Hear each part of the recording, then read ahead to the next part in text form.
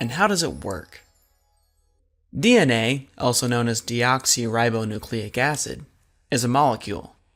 It's a bunch of atoms stuck together. In the case of DNA, these atoms combine to form the shape of a long, spiraling ladder, sort of like this one here. If you ever studied biology or saw the movie Jurassic Park, you probably heard that DNA acts as a blueprint or a recipe for a living thing. But how?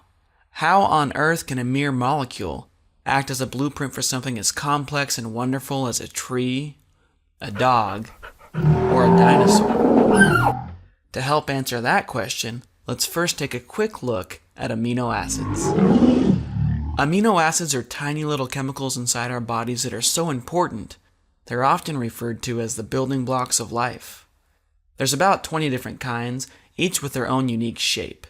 The neat thing about them is they can be attached to each other kind of like Legos to produce an endless variety of larger particles known as proteins.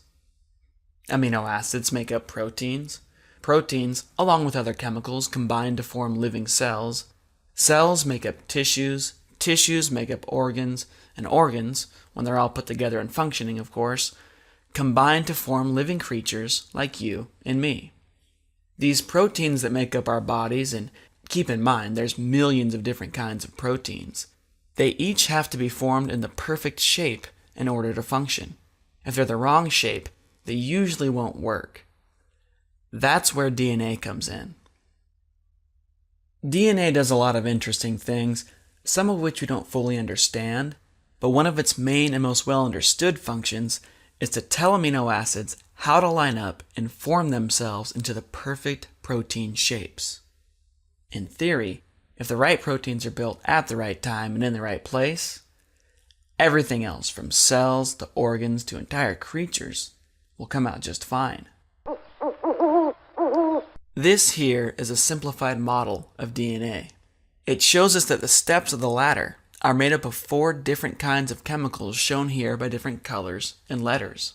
If you look at just one half of the molecule, you can read its chemical sequence or genetic code from top to bottom, sort of like a book. A single strand of DNA is extremely long, millions of letters long.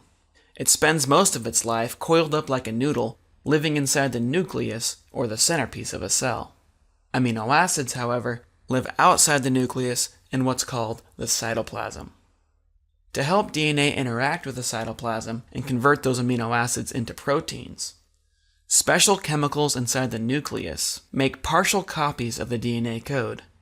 These partial copies, called RNA, look a lot like DNA, but they're shorter, of course, and they're missing one of their sides.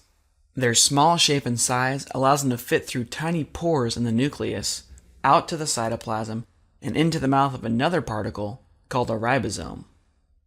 Ribosomes are protein-building machines. They read the RNA code 3 letters at a time, suck amino acids out of their surroundings, and stick them together in a chain according to the RNA code. As the chain grows, it bends, it folds, and it sticks to itself to form a perfectly shaped protein. Every 3 letters of the RNA code tell the ribosome which of the 20 different kinds of amino acids should be added next. For example, CAA tells the ribosome to grab a glutamine. AGU tells it to grab a serine, and so on. Once a protein is built, it can then go on to do a number of different things, one of which could be to help form a brand new cell.